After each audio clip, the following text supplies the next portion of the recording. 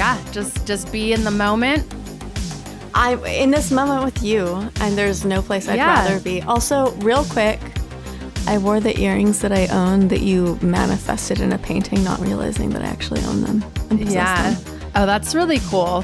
And I still have that painting. Not for long. If someone hasn't bought it yet, it will be bought soon by someone, a patron of the arts. A patron of the arts. Jeez. Hi, Sovereign. Hi.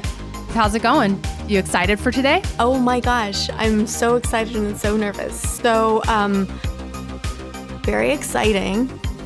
I'm jumping ahead in the script. We can just pretend. So you've written every script we've done so far, and there's been a lot. And you seem to just pump this out in your sleeve. It has taken me, let's see, 4,000 to 6,000 years to get this much. But I'm really psyched because I'm going to be sharing with you the story of a woman that I have a lot of respect for, and I think we all should have respect for, and her name is Hedy Lamarr. But let's get into it. I'm very excited. Okay, welcome to Ill Repute, a history of notorious women, where we explore the lives of women throughout the centuries, from groundbreaking scientists to criminal masterminds. I'm Sovereign Syre, a writer, screenwriter, comedian, and former sex worker with a passion for history. And I'm Ela Darling, an erstwhile tech entrepreneur, amateur roboticist, and professional sex haver. Which, congratulations, that is... I don't mean to brag, but I have had sex, and I pioneered some technology with it. My co-founder and I created the world's first VR webcam platform. So I am actually the world's first VR cam girl. We had a few other firsts in the vertical of adult VR. There's not enough of a touchstone to even talk about it if you're not a huge VR nerd. But if you are, then you already know. And thanks for listening. But so, that's kind of who I am. And on this show, as you so artfully put it, Savi, we support women's rights, but more importantly, we support women's wrongs. Because that is true. Fucking A. For far too long, many important women's stories in history have been an abridged footnote in the protracted stories of men. Women's stories throughout history are vivid and astonishing, gut-wrenching, inspiring, sometimes humbling, and at times disquieting. We are heroes, we are villains, we are sex workers, we're saints, and sometimes we're all of the above. We like to start our show by acknowledging the native peoples who have inhabited the lands on which we're recording. So I am in Austin, Texas, on the traditional land of the Tonkawa, Comanche, and Lipan Apache peoples, each its own distinct and unique tribe whose ancestral connections to this region span generations and continue on today. Sav? And I'm recording on the traditional land of the Chumash and Tongva tribes. It's essential to recognize the historic and ongoing presence of these native tribes, both as the land's original caretakers and as enduring communities in the present day. Without further ado, it brings me so much joy to share with you the story of Heddy Lamarr, née Kiesler. Her birth name is Hedwig Kiesler. She was an Austrian inventor and an actress, in that order. The primary sources we will be using today are Hetty's Folly by Richard Rhodes, Beautiful, The Life and Times of Hedy Lamarr by Shearer. I don't know why I didn't include his first name. He's one of the best books about her. And a documentary called Bombshell, The Hedy Lamarr Story, amongst many articles, many pieces. Even a couple of professors were kind enough to send me some things that they had written. There's a lot of background here, and I'm really excited. Here's a little primer on Hedy Lamarr before we dig down into her life. She was truly as brilliant as she was beautiful, and that's saying a lot, because she was famously referred to by the media as the most beautiful girl in the world. And let me tell you, she resented every minute of it. She famously said, "Any girl can be glamorous. All you have to do is stand still and look stupid." As we share her story, it will become clear why she harbored such a sense of revulsion for her own beauty. And that's because it eclipsed her actual skills it overshadowed her accomplishments in the public eye in a really egregious way. I hesitate to bury the lead with her because the really cool stuff that we're going to get into, we might not get to for an episode or two. She's got such an interesting story, but I don't want her story to be lost on you the way that it has been lost on people for decades since she existed. Hedy Lamarr was a famous actress. Hedy Lamarr was beautiful, but Hedy Lamarr was an inventor and a scientist. And Hedy Lamarr is the reason that we have things like GPS and Bluetooth and Wi-Fi. Without Hedy Lamarr, those things wouldn't exist the way we know them today. And so as I go through her story, and she's got quite a story, and she was quite the ingenue, keep in mind that at the end of the day, there's a rich mind full of invention and observation that she's artfully keeping behind the veil of femininity and modernity, because that's what she has to do to survive. Can you relate to that? I mean, it kind of reminds me of the whole thing with Idris Elba. He's so good looking, it's hard to discern that he's actually not a good actor, you know? Yeah. Yeah. It's a joke. He's an actor? Wait, hold up. He's an actor? What was he in? No, you know, his beauty eclipses. I don't even recall. No, but good for him.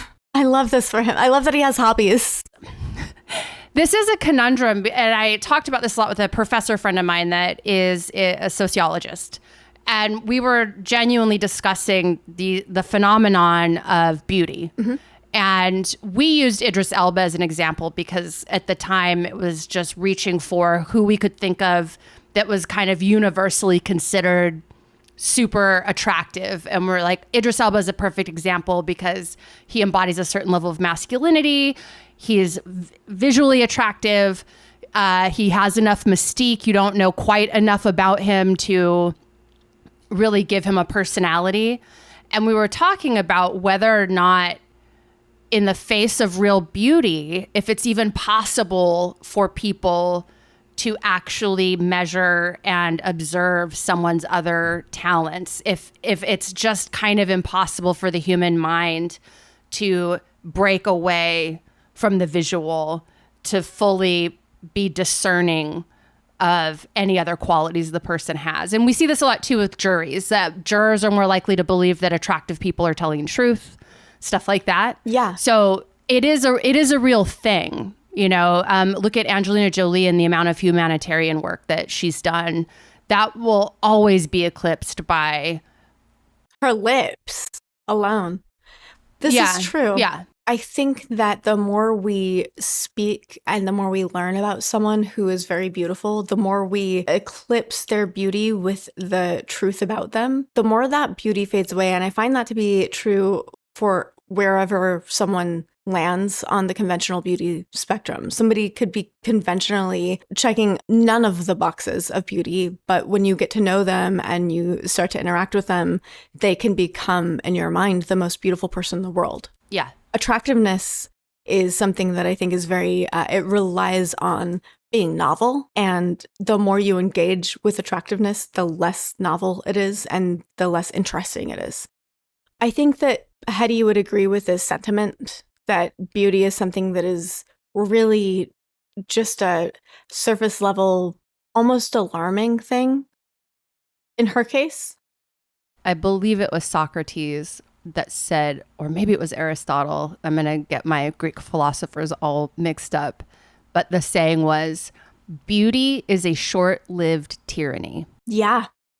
Yeah. And by that, he meant it's a tyranny because people around you are defenseless against it, and you yourself are defenseless against it. As much as when I was young, my grandfather sat me down and said, you're a very beautiful girl, but one day someone's going to ask you what you think, and you should have some ideas. Because my family was fawning over me. He was really kind of mortified and concerned that I would get dependent on that. He was very much, develop your personality. This won't last forever. At some point, someone's going to want you to have something to say. Mm-hmm. As much as I cultivated my own academic journey, all of those things, that one put inside me this thing of I've got to perform academically because I have to prove something. But even I, just like you do, when you are told you're beautiful, there's a part of you that worries about when it will go away. Immediately. As soon as you're on a pedestal. Because the privileges are so good. All you can see when someone puts you on a pedestal is how far you have to fall.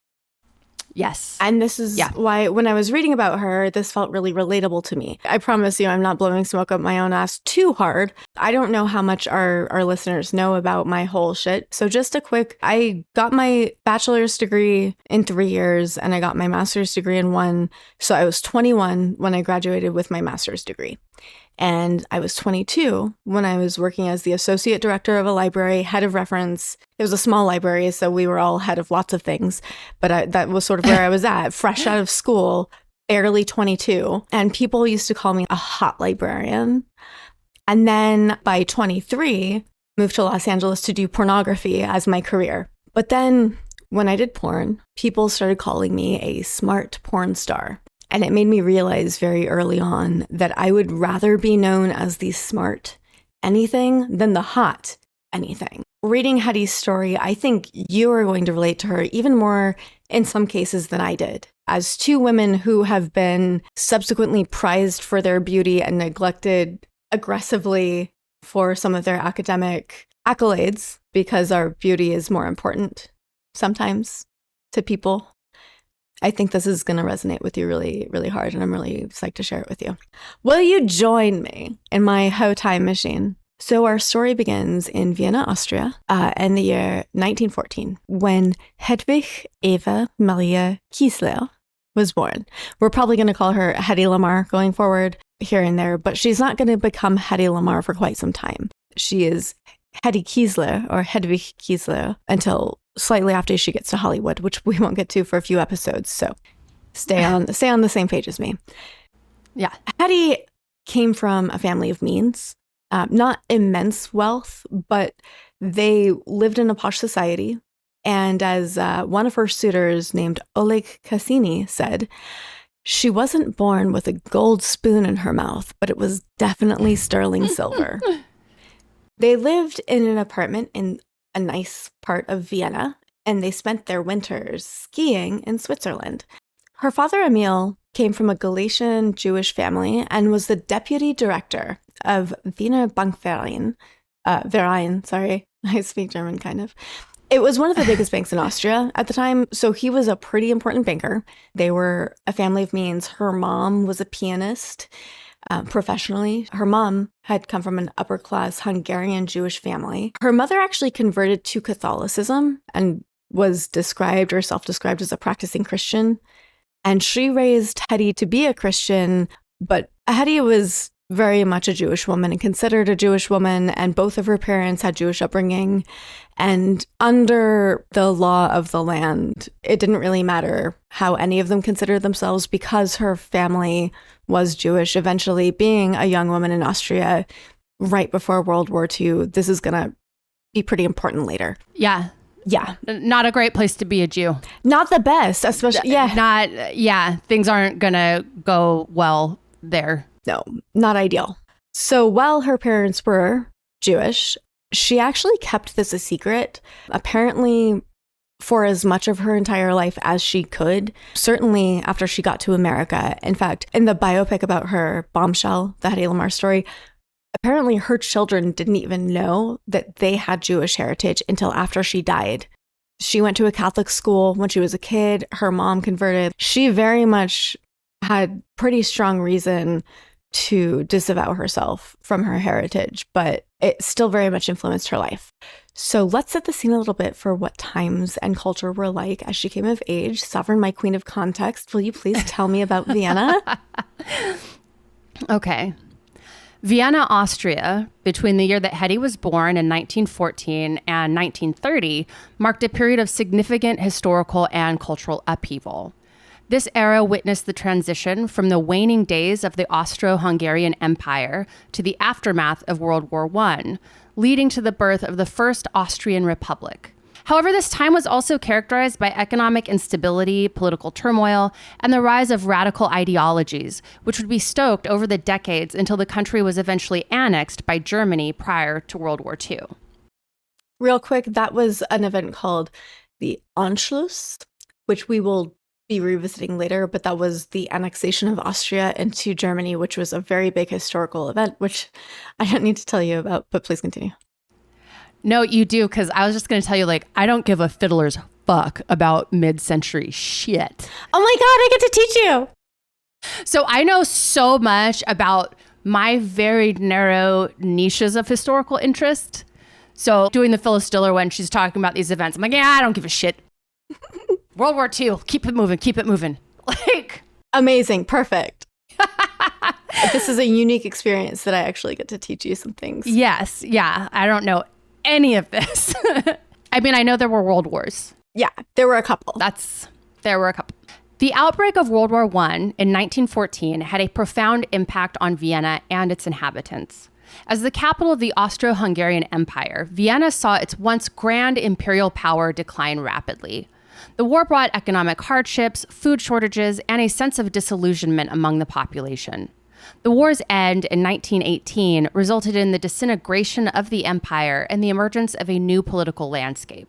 The First Austrian Republic was declared in 1918, bringing an end to the Habsburg monarchy that had ruled for centuries. Okay, so she's born into this time of great turmoil and an emergence of this new sort of progressive era. And I don't want to spoil any future stuff, but Vienna is a great place to be if you're an artist. Outside of Berlin, at the time, and especially going forward, Vienna ends up being slightly better, but it's a cultural melting pot. Wasn't there a whole burlesque movement around this? What is the name of it? The Weimar Republic.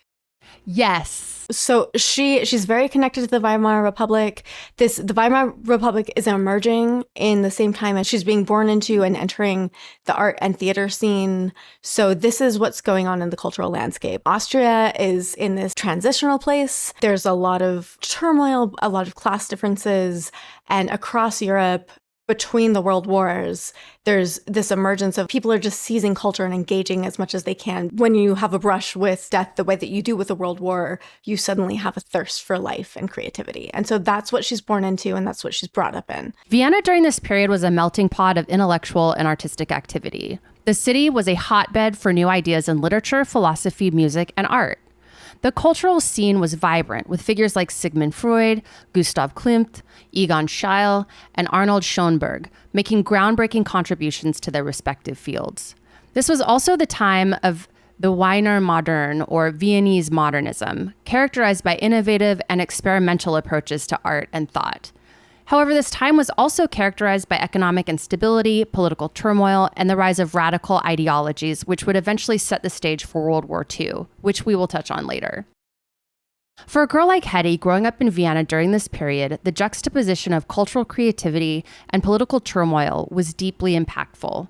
The contrasting forces of artistic innovation and socio-political unrest set the stage for the challenges and choices the world would face in the tumultuous years ahead.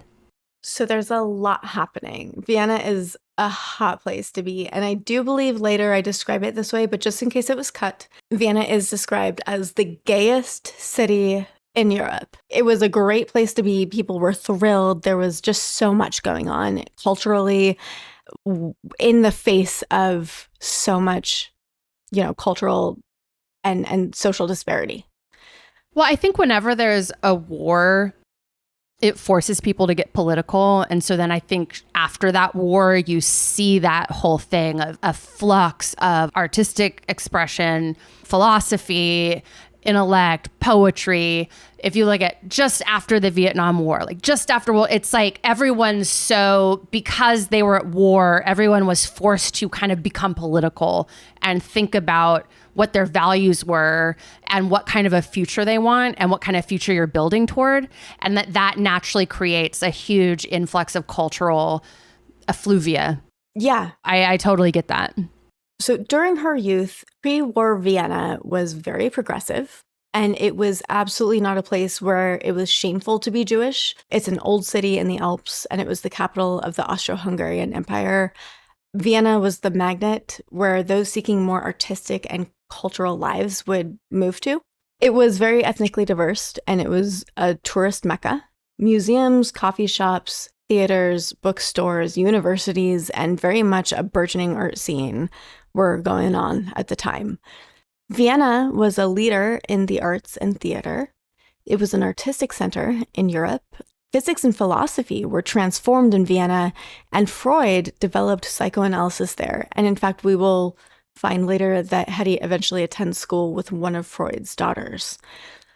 Theater dominated the average Viennese person's interest. It was such a big role in daily life for people who lived there that the stage was kind of central to public life.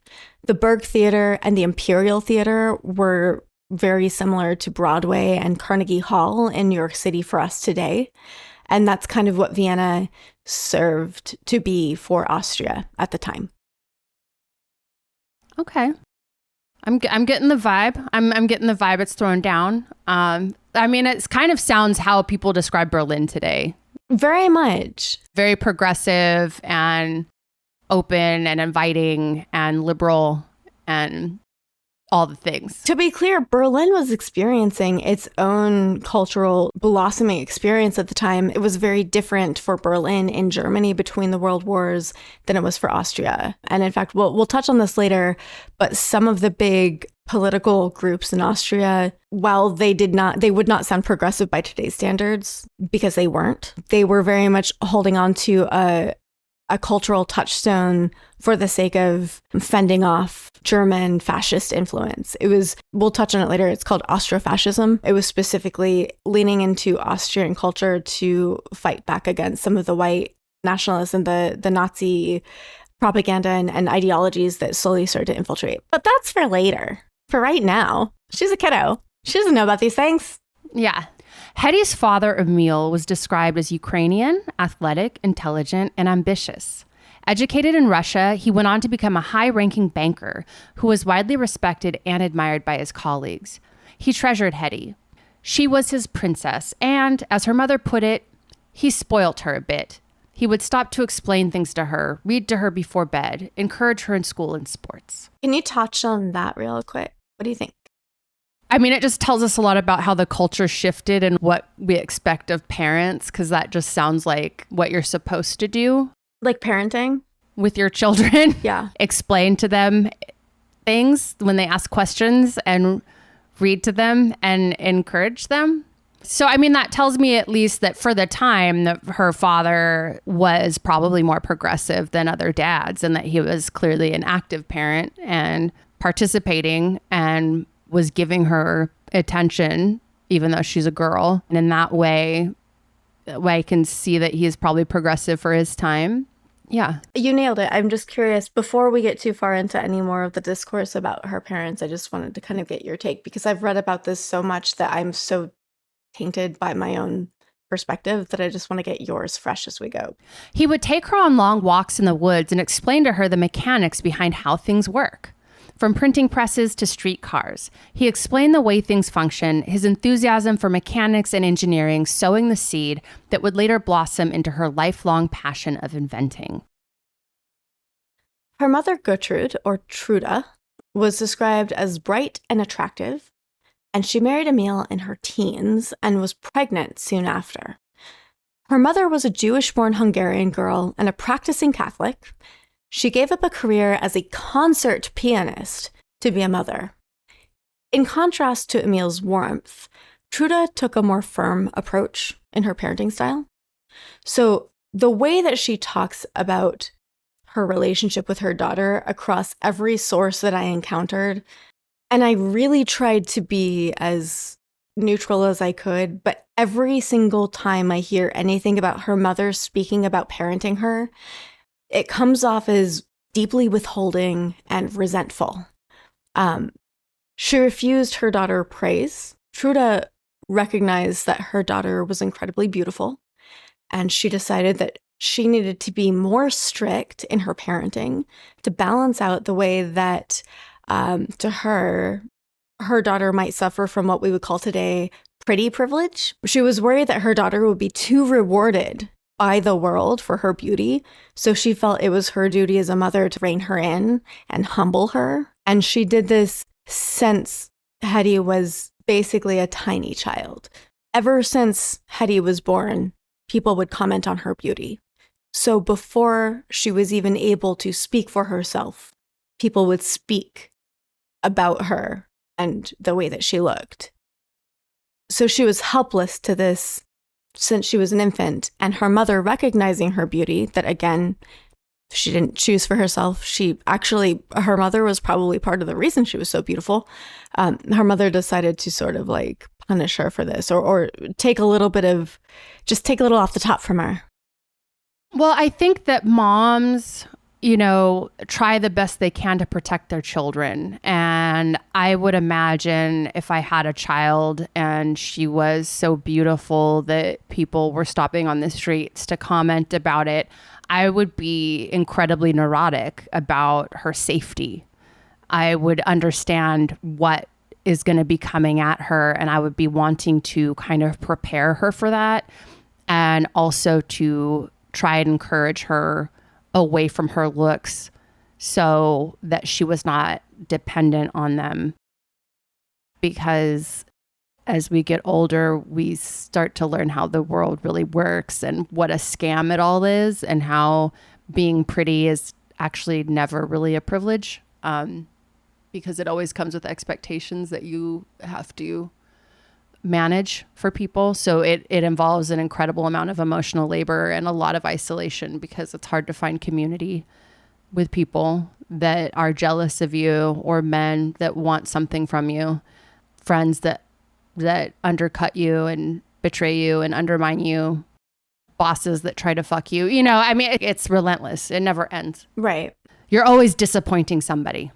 Absolutely. And I can relate to that in the way that I suddenly had a bunch of nieces who were all incredibly brilliant young women. And ever since any of my friends had kids who were young women, I realized early on that the first compliment I want to give these tiny, tiny humans is not, "You're so pretty."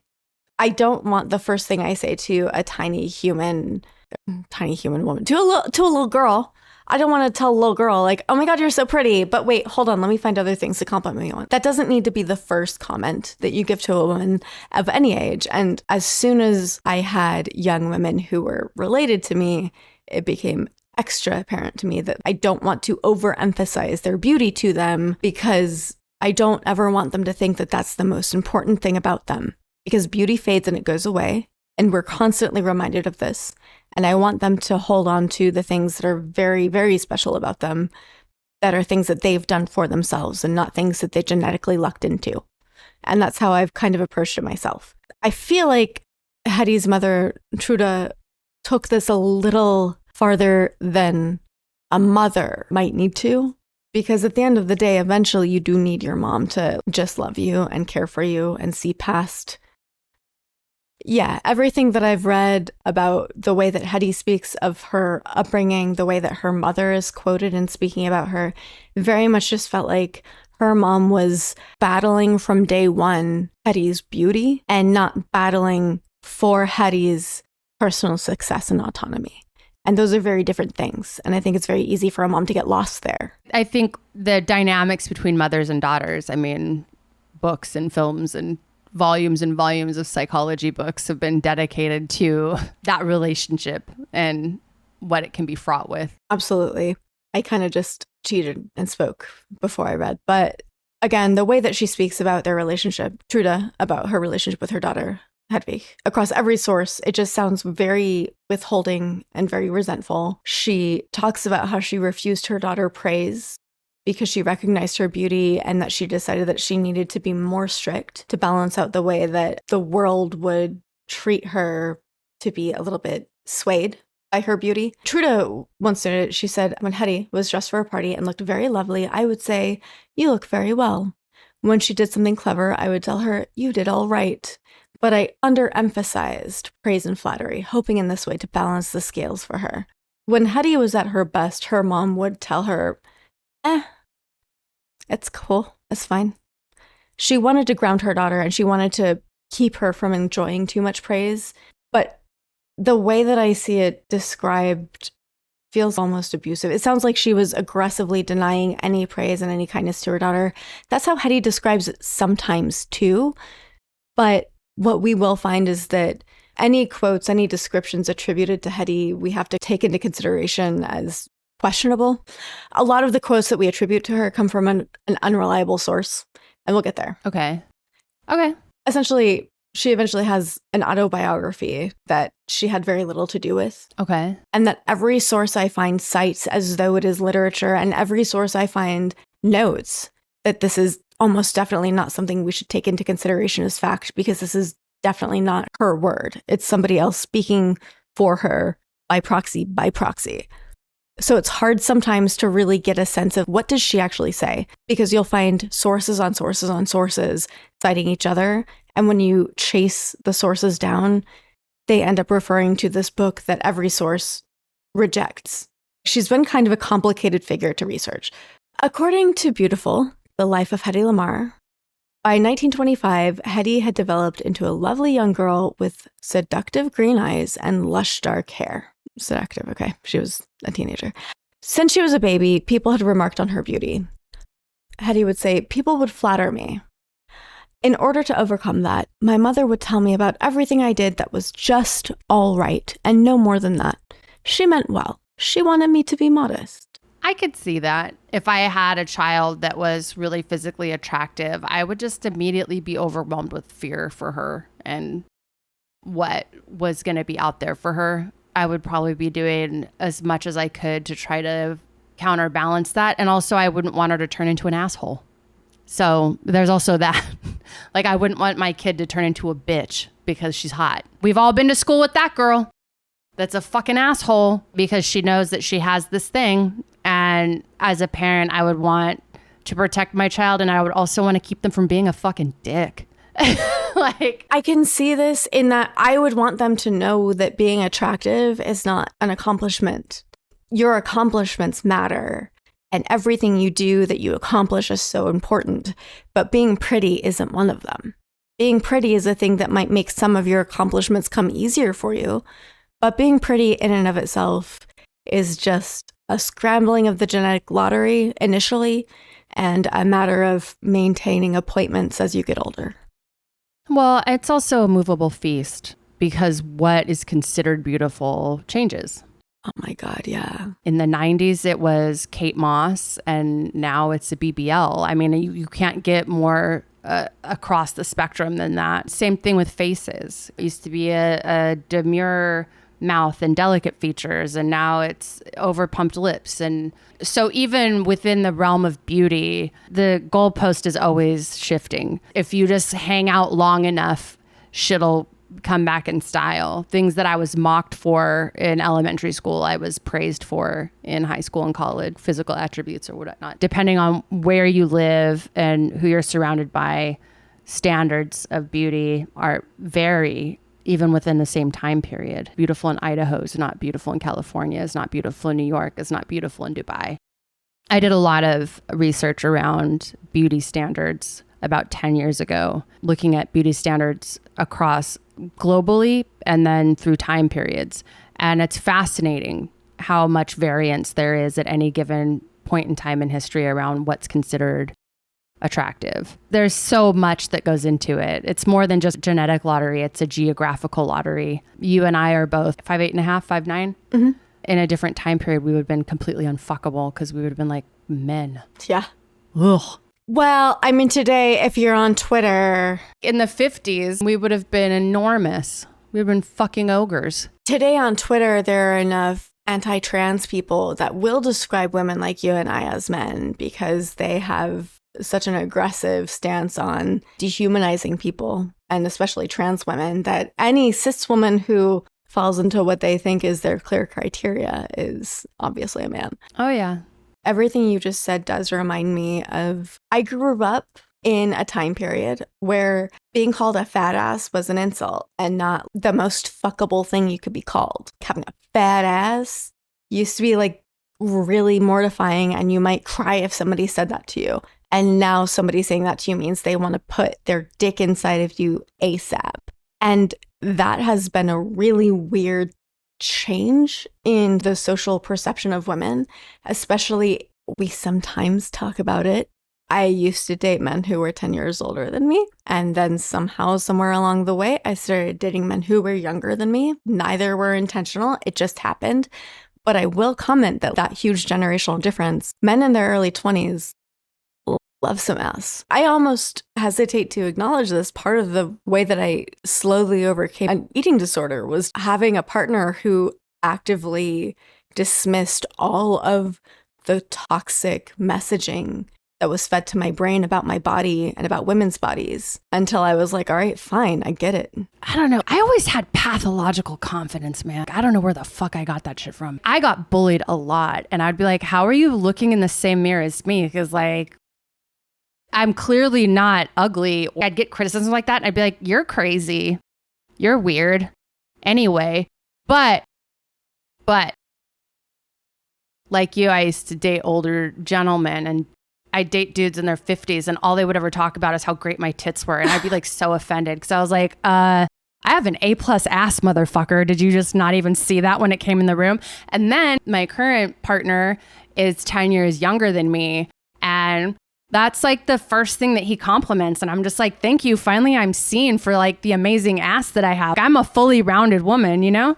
Yeah. In that sense, generationally, I was being invisible to the older male gaze because they weren't ass men, they were tit men. And I would ask them about it, and they'd be like, I don't know, just like growing up, everything was about tits. So your hard-on is completely molded by the popular culture of your teenage years. And they were like, yes. Yeah, it is. Yep.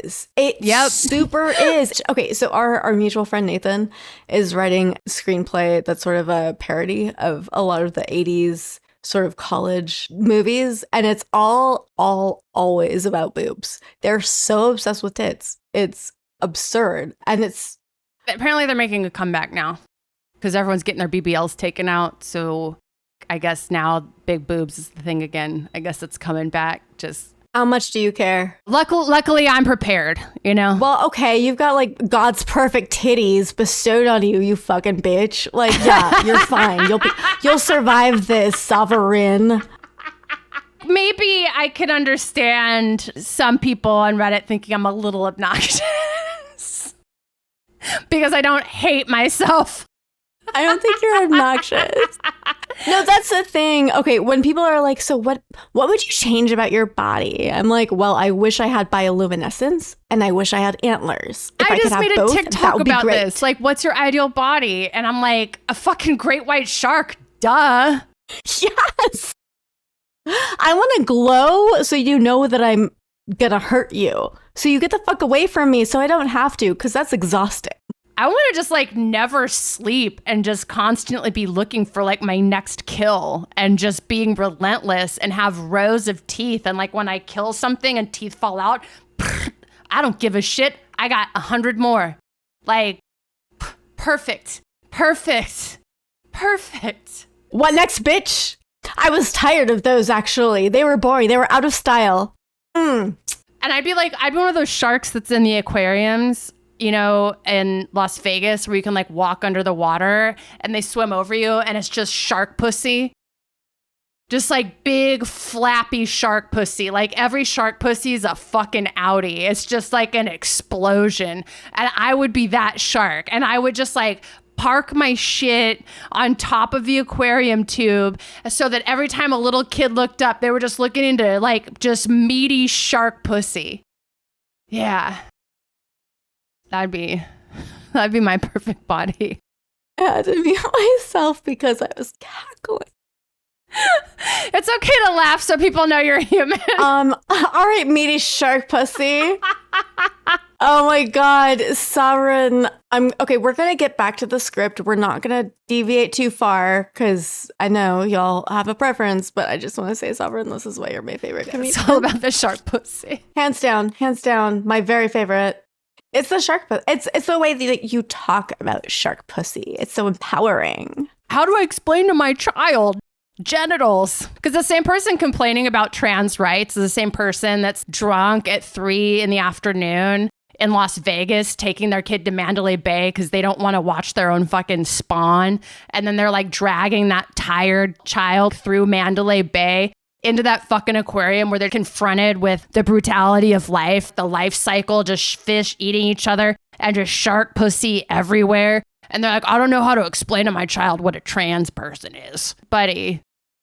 You don't know how to explain to your child what math is. So, like, start there. Yeah, like you're dragging your child through the boulevard of broken dreams to the fucking lazy river in Mandalay Bay. Like, anyway, we devolve. You know, parenting.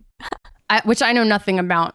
I feel like that's my contribution to society, is it ends with me, okay? Whatever this is, ends with me.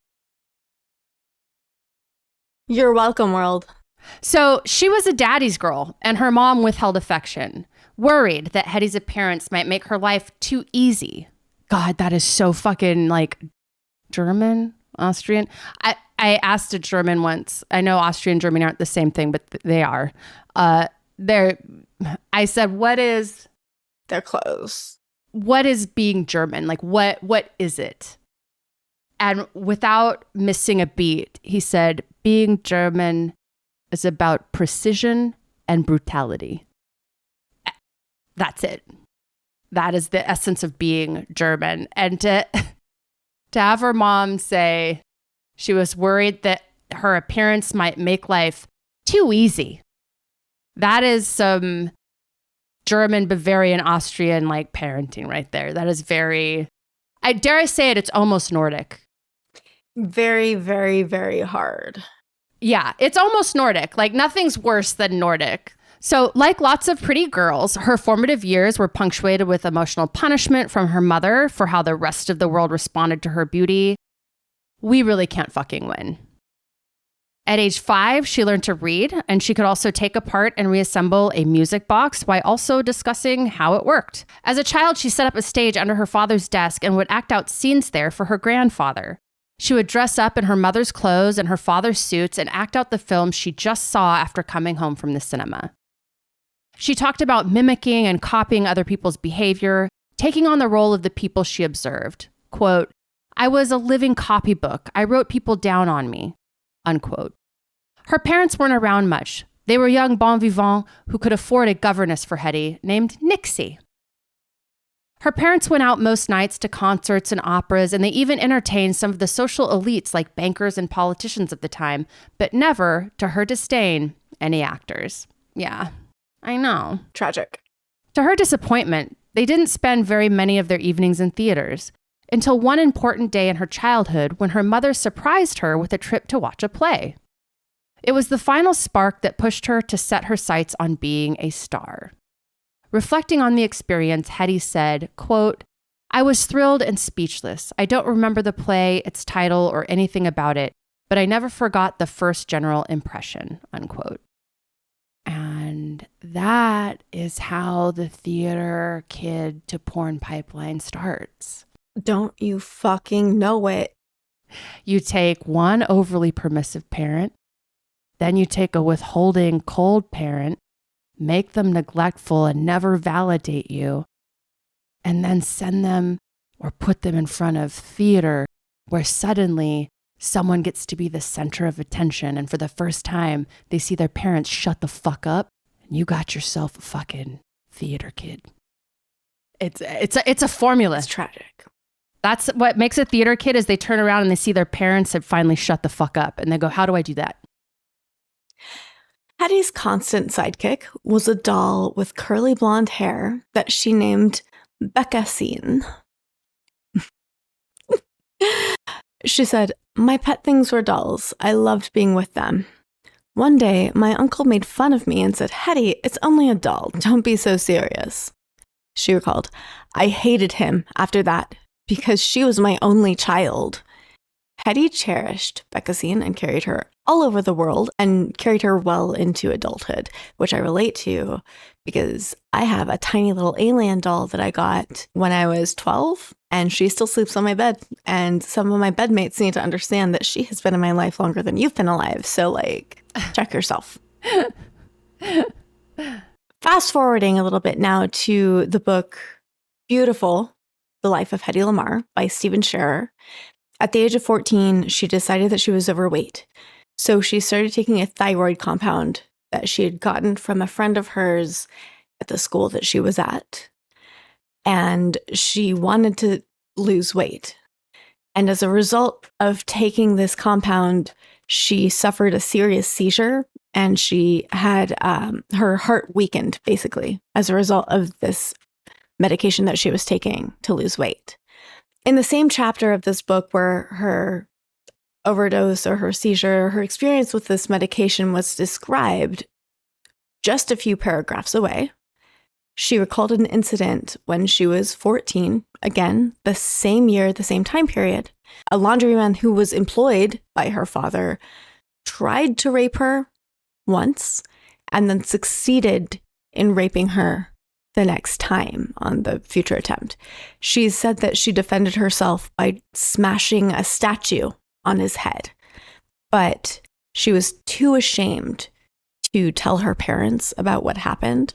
And so when her mother discovered the statue being broken, she punished Hedy excessively for it.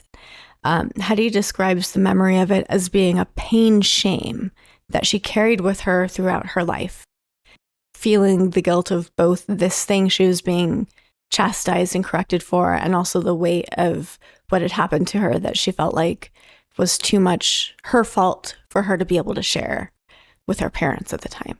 The correlation between eating disorders and sexual abuse is pretty high. Yeah. It has to do with a desire to retake control of your body after someone else has been in control of it. That seems to be where the link is. And so it does not surprise me that the onset of puberty, non-consensual, a rape, a sexual assault, it's a perfect storm for what happened. I would be curious what happened first, the seizure or the rape, because I would feel that the desire to suddenly lose weight would be a reaction to a violation of her body and a desire to try to take control of her body back. And especially if she had a mother like that, then eating disorders tend to be a feeling of that everything else is out of control, but like the one thing you can control is like what you put in your body or what leaves it. Yeah, that was very much my experience as a young woman with an eating, well, to some degree with an eating disorder, but also that's very much what I read into her experience. There's so much variation in the way that this time of her life is documented, and a lot of it comes down to quotes attributed to her, and you have to suss out the quotes that are attributed to her from valid sources, which even then you don't really know, versus sources that you know are definitely not very valid, like her autobiography. So it's very challenging. Also, the way that she describes things in her life changes in interviews, which you would expect. The way that you think and reflect on things in your life changes in different times of your life. But this is something that's pointed out as, in some cases, a way to disbelieve her narrative. But I actually think it's much more reason to believe her. She started as a young woman, and she had these experiences, and going forward, she is taught how to react to them in a way that is palatable. And as she gets older, she, I think, loses a little bit of concern for propriety, and she's no longer trying to impress, and she's maybe a little bit less inhibited in the way that she talks about things. But it's very challenging because, again, a lot of the ways that she allegedly describes her experiences come from an autobiography that is very troublesome and very much not genuinely her voice. So what really strikes me about it is how far we've come in terms of sexual assault and things like that. To be raped was to be ashamed and to be an embarrassment and a humiliation to your family. Back then, that someone could be so brazen as to rape this 14-year-old girl because they knew that she was never going to tell anybody about it. And that's the world women used to live in, is that the assaults were that brazen. Today, someone would be worried about being apprehended for such a crime. There's a reason that there's grooming now because people are worried about being apprehended. Absolutely. Back in the day, they didn't have to bother with grooming. They could just do it and know that the female would be far more tarnished and hurt by coming forward and accusing you. It would be far more of a consequence for her than for you. I'm very curious how it would have ended up if she had just been honest with her mother. Because on the one hand, it's very easy to assume that her mother was abusive in general and didn't want to hear anything from her daughter because she was dismissing any of her life experience as being a matter of being too beautiful. But I wonder if she came forward to her mom and was frank with her, if her mother might have rethought to some degree her approach to her daughter, because instead of treating her beauty as something that is going to be a constant boon to her, if her daughter had come to her sincerely, and I don't know if she would have been capable of hearing her authentically and treating her experience as truth. I don't know what parenting was like at the time. But I wonder if maybe her mom would have been like, well, okay, so now you've experienced the punishment of beauty. I think that based on the biographies and memoirs that I've read from other women that were born in the same time period that also experienced rape and sexual assault, molestation, that her mother would have said, we're never telling anyone about this. Because all the memoirs I've read, that was generally, if they had the ability to tell their parents, they were told to not tell anyone. And that was that.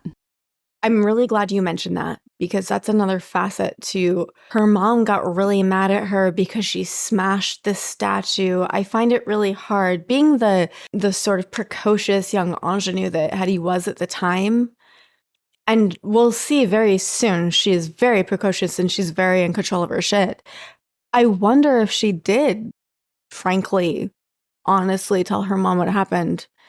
And the story that we get is that she just told her mom that she smashed the statue and her mom was like really mad about it.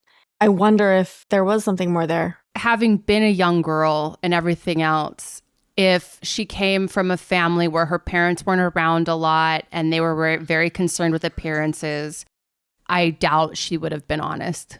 It would have been telegraphed to her that what mattered in the family was how things look. And she certainly wouldn't have looked to her mother for comfort. That's fair. You know what? That's a great take. If her mother was constantly saying, oh, you're okay, or I don't want you to be spoiled by beauty, probably would have been afraid to tell her mother for fear that her mother would have been like, see, this is what you get. That's exactly the take that I am so enthusiastic to hear from you, because that could very well be it, but we don't know. Hey, I'm just spitballing here. I'm No, fucking A. We both have some tenuous grasp, some connection here. Both my parents are in recovery. I've been in a lot of rooms with women of varying ages that were sexually assaulted as young teenagers. And the horrific things that I've heard mothers tell their daughters after a disclosure like that would make Caligula blush. I mean, it would make Trump seem like a caring father. So you can't really underestimate the amount of stigma, and parent-child relationships were just not close in the way that they are now. They just really were not. It reminds me of a song by Miranda Lambert called Mama's Broken Heart, and it came out in 2011. I just want to quote from some of the lyrics just because it's relevant to this experience. Go and fix your makeup, girl. It's just a breakup. Run and hide your crazy and start acting like a lady, because I raised you better. Gotta keep it together, even when you fall apart. But this ain't my mama's broken heart. And it's just like, yeah, fucking fix your makeup. Stop being crazy. Get on program. Because I raised you better than to be crazy like this. You're acting broken and you're acting weird and you're not acting like a lady. And ladies have things that they suffer through. And they look pretty at the end of the day through it. So what are you doing wrong? That's not what I got from my mom growing up in the South, because my mom is not culturally Southern. But it's definitely what I got from my Southern cultural upbringing from the young women around me. Yeah, men are going to abuse you. Yeah, they're going to hit you. Yeah, they're going to do things. But are you a strong woman or are you a victim? Are you going to be a victim your whole life?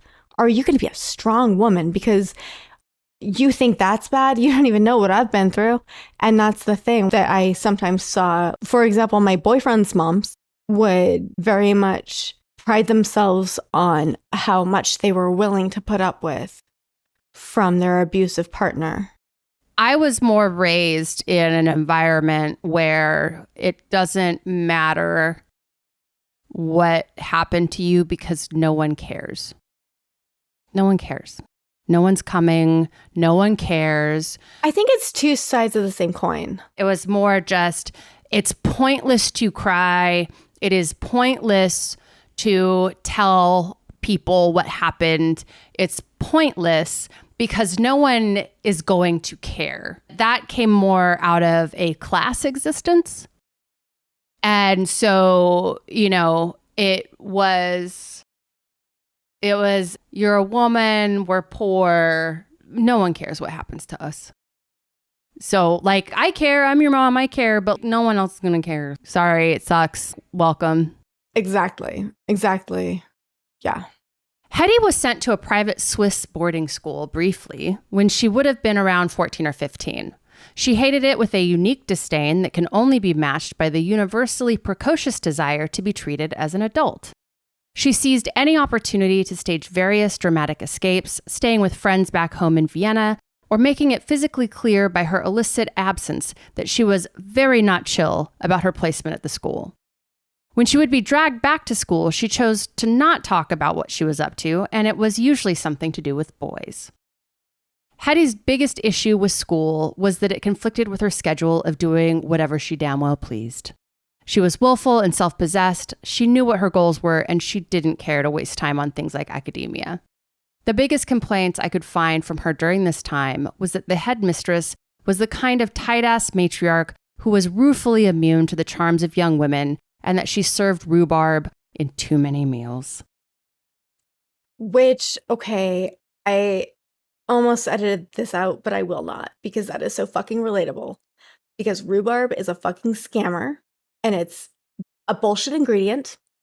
I can't believe that we inflict, to this day, rhubarb on strawberry pie. It's a criminal offense for criminals, so if you do it, you're a criminal. Don't at me.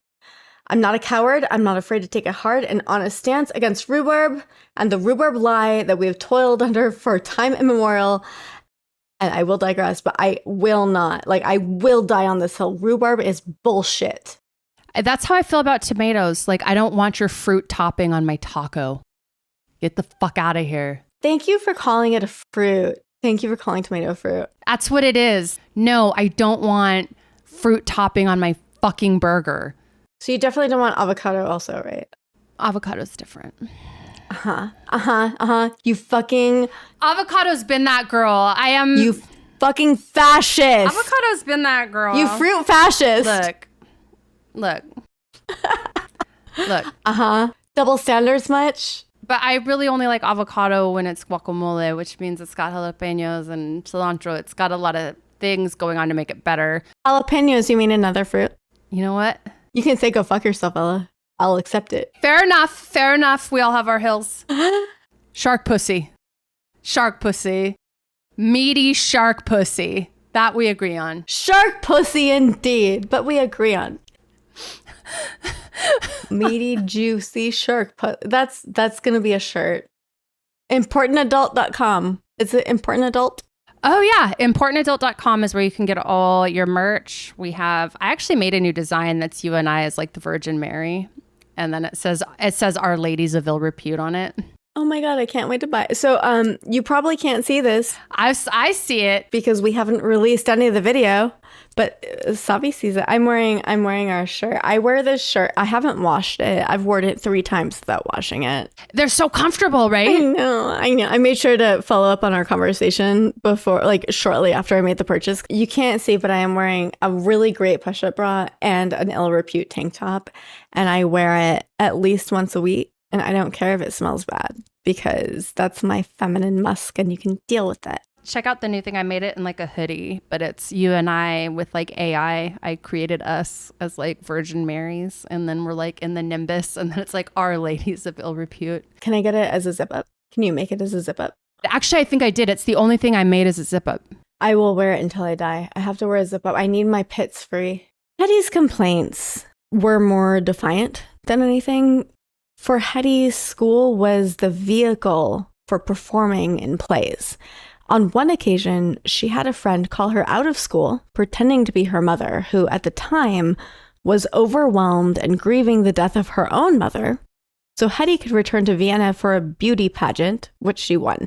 So Hedy was like, hey, friendo, my mom is being super crazy because like her mom died. Could you make a phone call? Because there's this beauty pageant that I'm about to go win.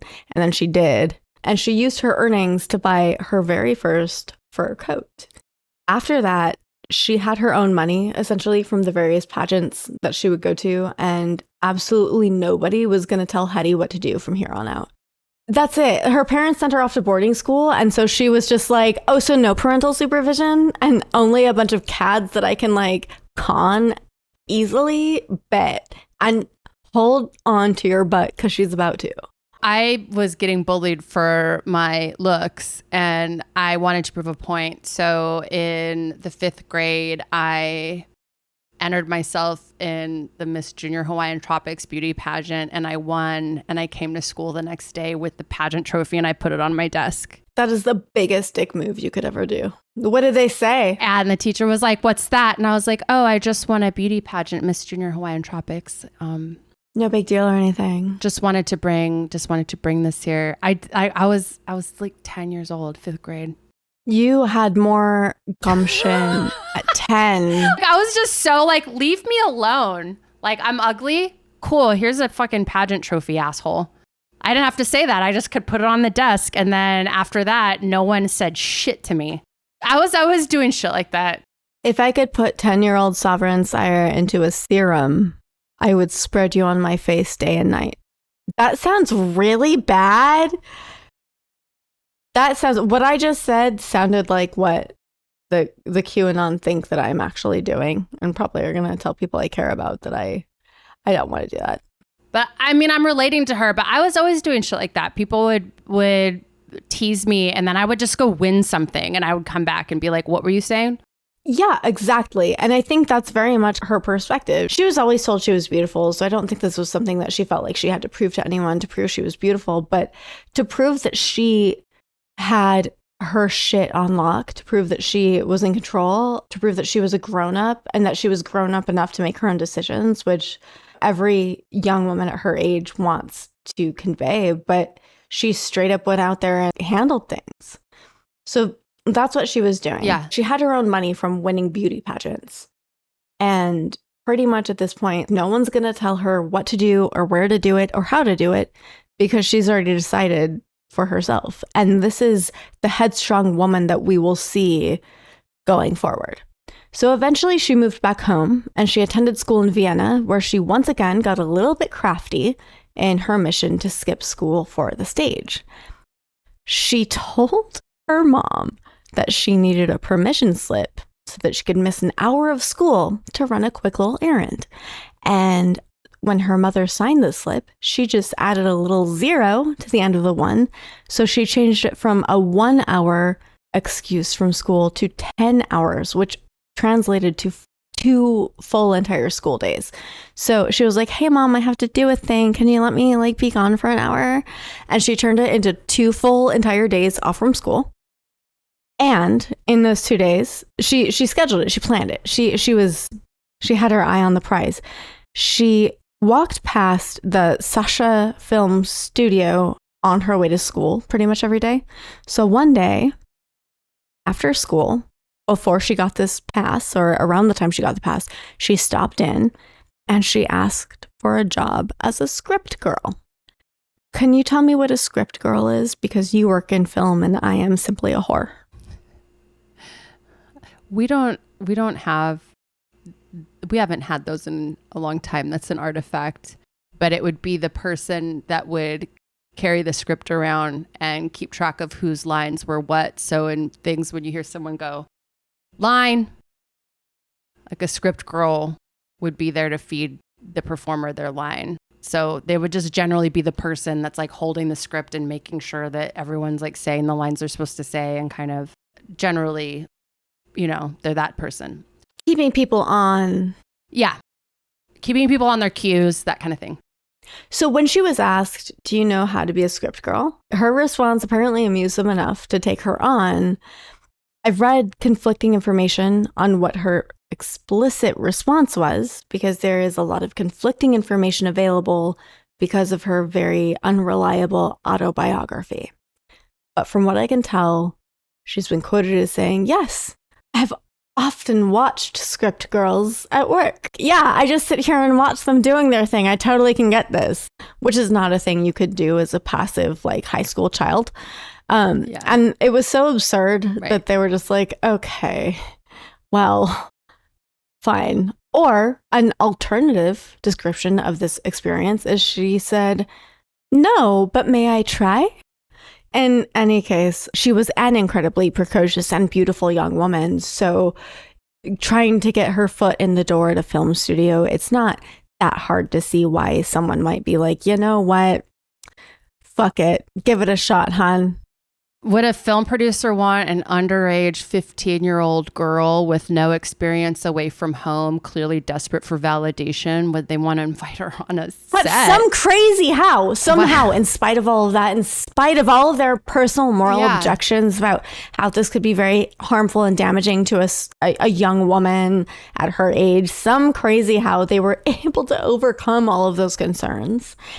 It's like he saw a feral 15-year-old teenager and was like, I'll just look out for her. In any case, I have a feeling I know where this is going. Well, she started work at Sasha Film the very next day. And so at that point, the countdown was on. So she started work at this film studio the day after she came home from school. She stopped in at this film studio and she was like, hey, can I be a script girl?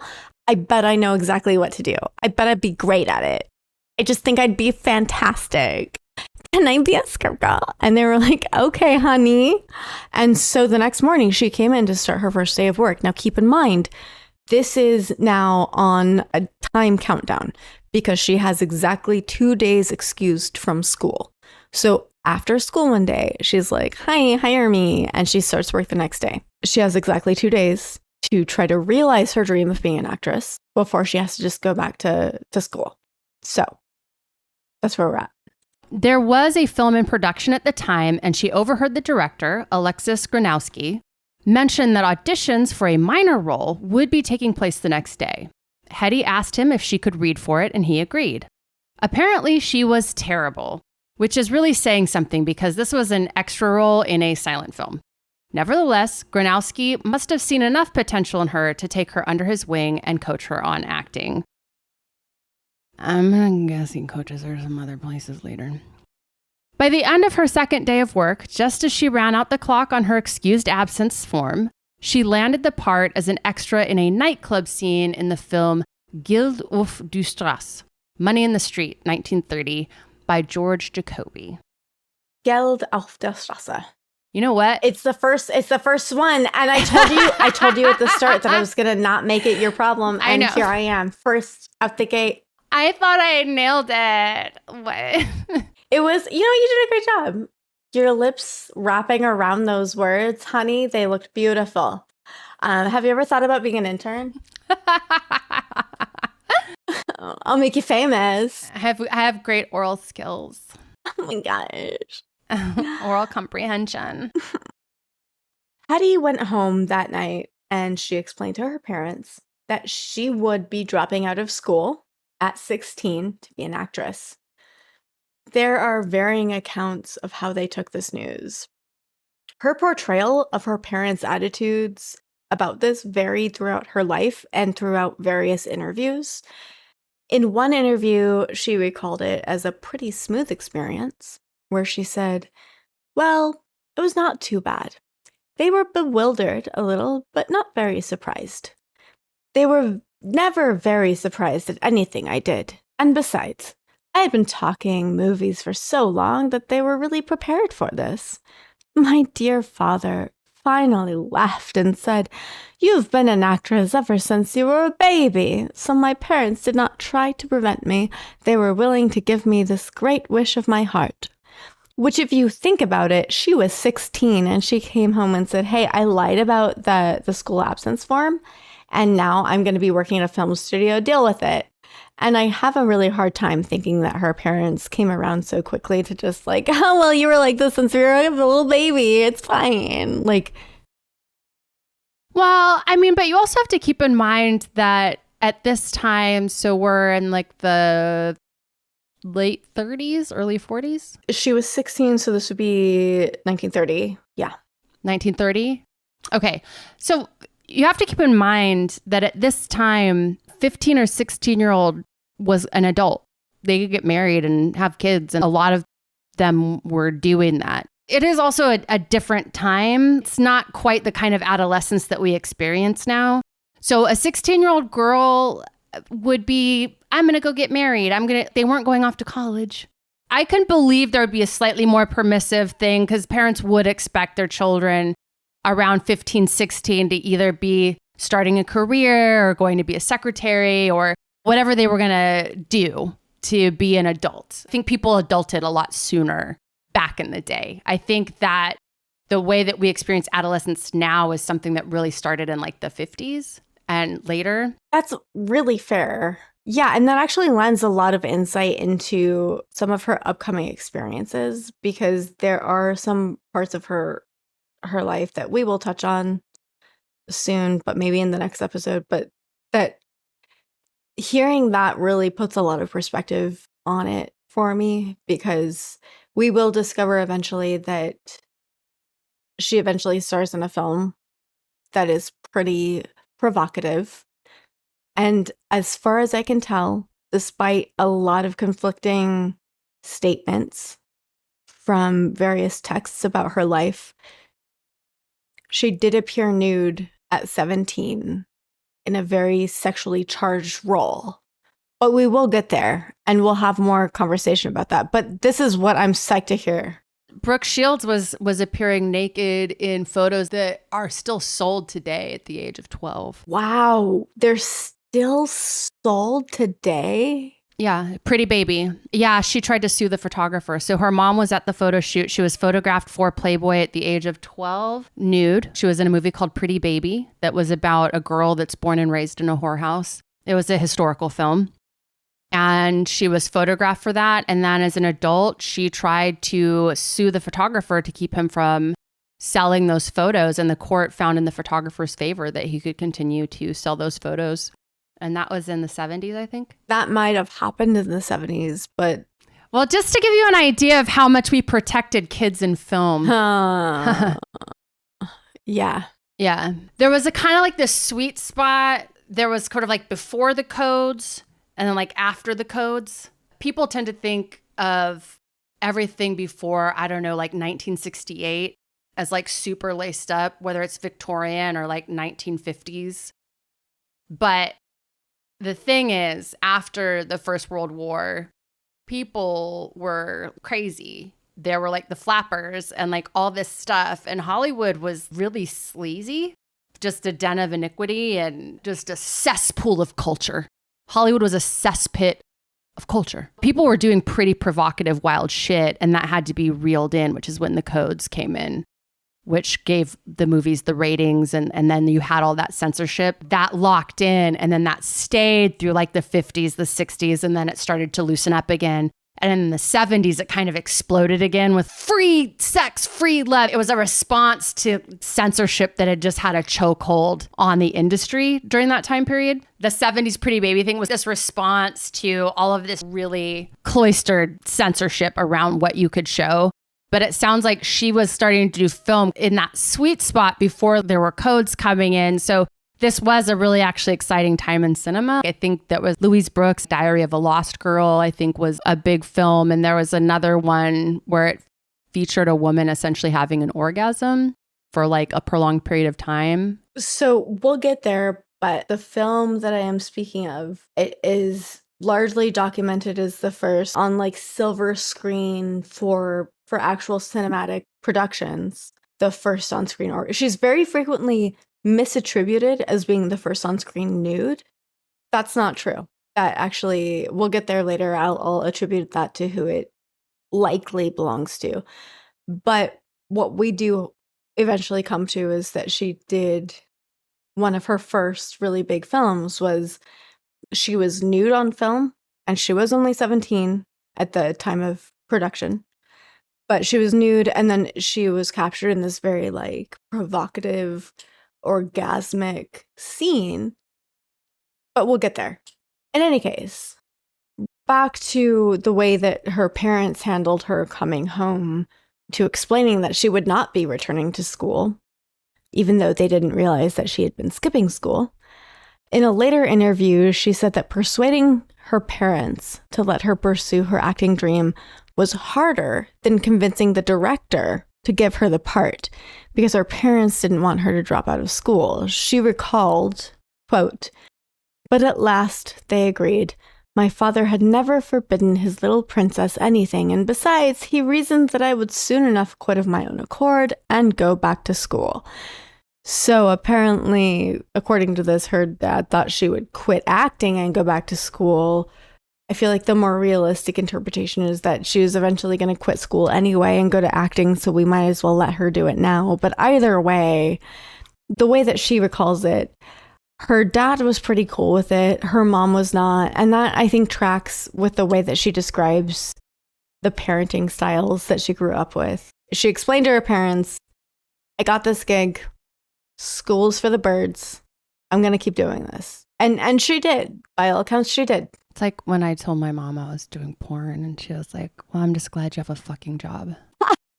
But bump. I told my parents I was doing porn and they laughed and they said, no, really, what are you doing? I was like, it's porn. I'm sorry if you don't like it. Anyway, they were like, okay, well, are you sure you're safe? Are you safe? Are you sure you're safe? Okay, have fun. Call us later. Never made it my problem ever. Yeah. It's like, what is safe? It's like, I'm like, what's your safe word? You're not safe with me. I don't have safe words. Like, there's no such thing as safe. Like, no. I told my friend what my safe word is. I told my friend what my safe word is, and if I say it to her, she's going to use my GPS location to send the fucking National Guard. I just grew up with like, safety's an illusion. That never existed. No, it's true. And even the telling your friend where you're at, it just makes you feel safe. Yeah. Safety theater. It's disappointing to be a whore. Scary. Continue. After production wrapped on Money in the Street, she was offered a role by the same director, George Jacobi, in his next film called Ella, German is more your thing. Will you read the various titles? Kein Problem. It was called Sturm in Wasserglas, or Storm in a Water Glass. This film is also known by the alternative title The Flower Woman of Lindenau. Die Blumenfrau von Lindenau. Say that 10 times fast when you don't speak fucking German, or even when you kind of a little bit do. I mean, this is just how I know you're queer. I'm not even doing a very good job of pronouncing it. No, it's just like the girls that took German. Eat pussy like a champion. Queer. Like we're trying to win an award with it. Gay. Olympic. Dykey. Queer. Yeah. Just all the way gay. Just bisexual. Just all the things. Well, here's the reason why. And if you are a man who lives in Germany and has always lived in Germany, I'm not talking about you. But when you go to Germany, the very attractive women are German and the very attractive men are tourists. And you just get what they're dealing with. And so you have to meet them at their level. But not you. Like, you're a super hot German man. And like, oh my goodness gracious, if not for the testament of distance, I'm sure I would be gagging on your... It told the story of a flower girl, which if you didn't know from the title, Flower Girl. It told the story of a flower girl who can't make ends meet and faces losing her only companion, her dog. She meets a mayoral candidate whose wife and assistant are kind to her. She later gives an interview with his wife. It gets complicated, but she keeps her dog, wins some money, and marries the local dog catcher. So it's the kind of Shakespearean ending you like. It was a hit in Europe and critics praised it, but she wasn't mentioned by name in any of the reviews, which discouraged her. She felt like her opportunities for bigger roles were dwindling away without public recognition. Typical after a first film. How dare! I like her style. I relate. I'm not a star now. She had no words. She didn't have any. She had an extra role and then she had like a few lines and she was like, why am I not famous? What is wrong with you idiots? You charlatans. I love it. I'm here for it. This is my life story. No, apparently the entire media was Philistines. I get it. No, I mean, this is the same problem I encounter constantly. I am the star of a few Reddit threads that think I am a complete narcissist and arrogant and a loser. Meanwhile, Hedy's personal life was struck by tragedy. I'm going to quote directly from the book Beautiful, The Life of Hedy Lamarr by Stephen Michael Shearer, because it's one of the only sources that I've found that even mentions this story.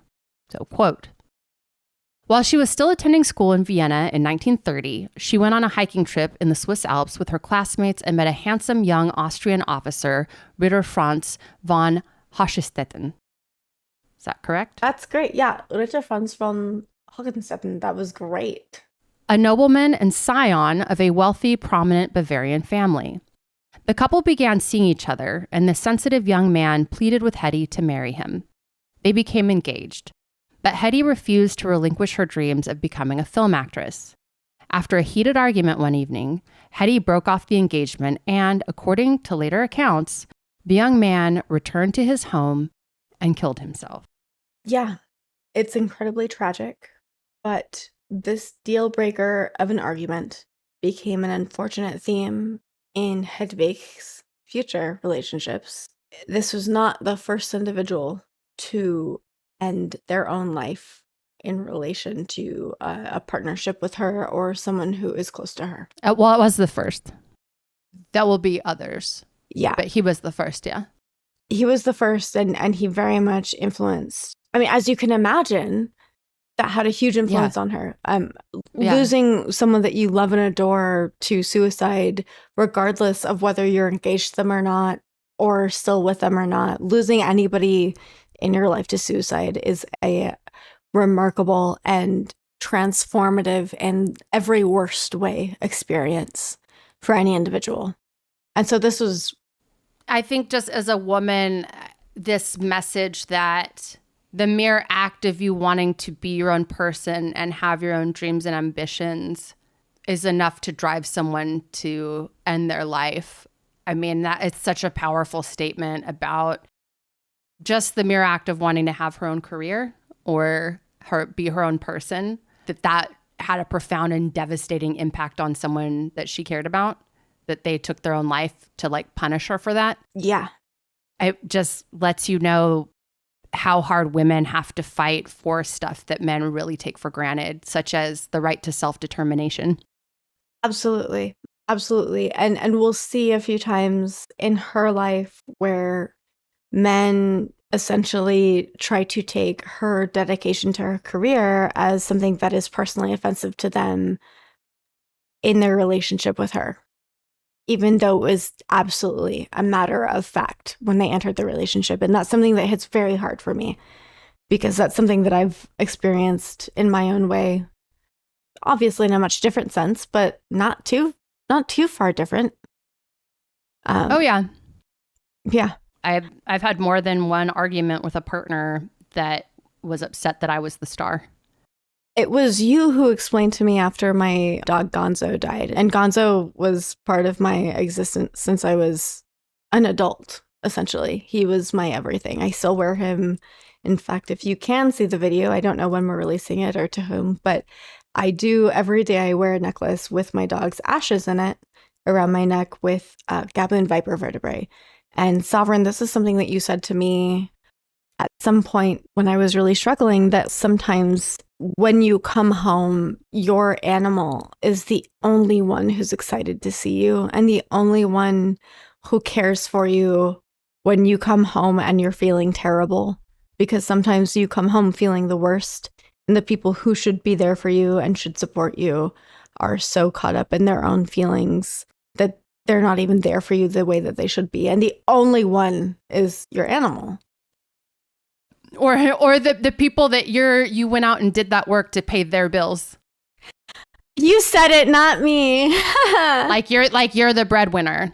Yeah, like literally there would be no home for me to come back to for you to live in and resent me. Yeah. If I were not going out and doing this, and I come home and like you make me feel like the absolute fucking worst. And so like it's prescient. So this deal breaker of an argument became an unfortunate theme in Hedy's future, as I noted. By this time, regardless of what her parents' original sentiment towards her career had been, they became incredibly supportive and sent her to the Max Reinhardt School in Berlin to study. And that's where we're going to wrap it up for now. Sovereign. Yeah, I'm really excited to see where this goes. So now we've got a 16-year-old beauty queen that's going to a fancy schmancy school in Berlin to study, to be a real serious actress. And so I can't wait to see what happens next week. This is the scary part that I have never done before. So our sources for today's episode included Beautiful, The Life of Hedy Lamarr by Stephen Michael Shearer, Heddy's Folly, The Life and Breakthrough Inventions of Hedy Lamarr, The Most Beautiful Woman in the World by Richard Rhodes, Bombshell, The Hedy Lamarr Story, directed by Alexandra Dean, and High Class Whore, a really awesome paper and an article by a really awesome scholar who sent it to me, and he was really awesome, and I should stop using the word awesome. Dr. Chris Horak. So the last source is a paper that was published in a magazine. It's called High Class Whore, and it's about Hedy Lamarr, and it's a tongue-in-cheek title, as the professor reminded me, because he is incredibly German, and his name is Dr. Chris Horak, and he sent me a PDF of his article when I asked him for it, and I was very grateful. That's so cool. Yeah, so that's sort of the crux of the sources that we're working with today. Today's script was by Ela Darling. Hey, I did it for once. Oh my God. And your hosts were me, Sovereign Syre, and Miss Ela Darling. And today's episode was produced by Josh Anderson. And as far as housekeeping, show notes are in the episode summaries on Spotify and iTunes and anywhere that you pod. You can go to illreputepod.com for that stuff. You can follow us on Twitter at illreputepod, on TikTok, illreputepod, on Instagram at We Are Illrepute. You can find us on Facebook at illrepute podcast, illrepute, a history podcast. If you want merch, you can go to importantadult.com and you can buy illrepute merch if you feel like it. You should. I wear a shirt every day. Quickie. It's if you go to illreputepodcast.com, it will take you to our cute website that will tell you all of the places, no matter what kind of phone you have, where you can look at it. Because I'm tired of people telling me what kind of phone they have, because I don't care. Just go to the website. We're everywhere. And if you want to support the show, it's always great to subscribe. It's always great to rate, and it's always great to review. But what's even more awesome is if you tell your friends. Tell your friends. Someone. Tell anyone. Post on Reddit. Post on Instagram. Post on Twitter. Post on Facebook. Just anywhere that you are. If you love the pod, just share it with people and let people know that you love it, because word of mouth is the best way for us to grow our audience, and it's the best way for us to get visibility. So there's not a Patreon right now. There's not any of that right now. The best way to support is just tell your friends. Tell your friends you love it. I mean, there will be. I mean, there's not one. There will be, yeah. Eventually those things will happen, but I'm just going to say there's not a Patreon. And so if you want to join the Patreon the way that some people join my OnlyFans, in which like they joined it and then like 6 months later I was like, what is even going on here? And people actually liked it already. Like if you want to be that kind of supporter, we welcome you. But also, speaking of, if you are a person of a certain kind of proclivity and you might follow me on a certain very specific niche platform, I do give accolades to my fans on my fan platform who go above and beyond and show that they give a shit about our podcast. Like, it's great if you like all of my parts, but if you like this like specific part, I do give gratitude tokens to people who show me that they rate and review and share the podcast. Like, it's homework. The way you guys used to have homework. It's not like that. It's not like that. I'm not trying to usurp that term, but it's homework, and I am a hoe, and I acknowledge that. Like, that was a thing. I would offer incentives on Lonely Pans. But you are erstwhile, baby girl. Someone turned a hoe into a housewife, and here we are. I love it. I love it. Yeah, I'm still a hoe. I'm nobody's housewife. I done lived that, and it sucked. Not the kind that you are, the kind that I was, because I was 23 when I did it. Don't be 23 and do that. Make sure it's with a 6'5" Danish painter Who loves and adores you and cherishes you and is good. that doesn't know how to be mean, like doesn't even know how to do it. I love you. I cherish you. I adore you. And I am so grateful to have you in my life. Thank you. Oh, I'm so grateful to have you too. Savi, I was so I love nervous. we're doing the show. You did great. You did great. It was your first episode. You did so good. I'm so proud of you. You got this. You nailed it. It was exciting. And we got to talk about shark pussy. I mean, I couldn't have talked about shark pussy. Yeah, I couldn't have done it without you. know. Thank you for... I love you. I am just really grateful to do this show with Sovereign Syre. Shout out. I'm just fucking love you. I love just you. love my I little you. Ela Darling, little bird. Hey, little birdie.